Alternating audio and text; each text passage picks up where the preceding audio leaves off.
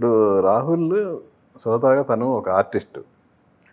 So, character గురించి గానీ, సెట్స్‌లో గానీ తను సీన్స్ ఎక్స్‌ప్లెయిన్ చేసేటప్పుడు తను యాక్ట్ చేసి చూపించేవాడా ఎలా?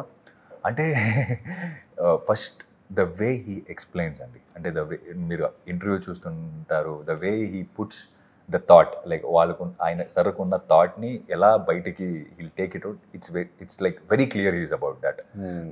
అండ్ మనం సినిమా చేస్తున్నప్పుడు కూడా Vikram how he seeing Vikram ఎలా చూస్తున్నారు, విక్రమ్ ఎలా ఉంటాడు, విక్రమ్ ఎలా మాట్లాడతాడు, విక్రమ్ బాడీ లాంగ్వేజ్ ఎలా ఉంటుంది, he explained me. And scenes ముందు ఒక బ్రీఫింగ్ ఉంటుంది అనమాట. ఆ సీన్ నుంచి మనం what is the point we are focusing on, ఆ సీన్లో మనం ఏ పాయింట్ని ఫోకస్ చేస్తున్నాం, దేన్ని అండర్లైన్ చేస్తున్నాం, అండ్ దేన్ని అలాగే just leaving it in air, ఆడియన్స్కి వదిలేతున్నాం దీన్ని. ఆ clarity sir had that clarity and he wanted us to do in certain way. But ఎలా అంటే విక్రమ్ని ఒక బ్యాలెన్స్ లాగా నాకు I also had a freedom. నాకు ఫ్రీడమ్ ఉండేది. అంటే నాకు ఎలా కావాలో కొంచెం నేను ఇలా చేస్తానంటే ఆ ఫ్రీడమ్ కూడా ఉండేది.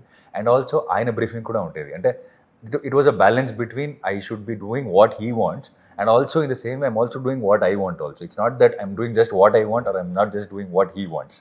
It is a balance between both the things. అంటే ఒక మీటర్ నుంచి బయటికి వెళ్తే బ్రో కొంచెం ఇది వర్కౌట్ అవ్వట్లేదు అంటే, లేకపోతే నేను ఏదైనా చేస్తే బ్రో ఇది మంచిగా ఉంది, you do this is good anta. And also he used to act and show sometimes and then say don't follow me, you understand what you doing, what I said, no, but నన్ను follow అవ్వద్దు అని సర్రే చెప్పారు, చాలాసార్లు చెప్పారు సెట్లో.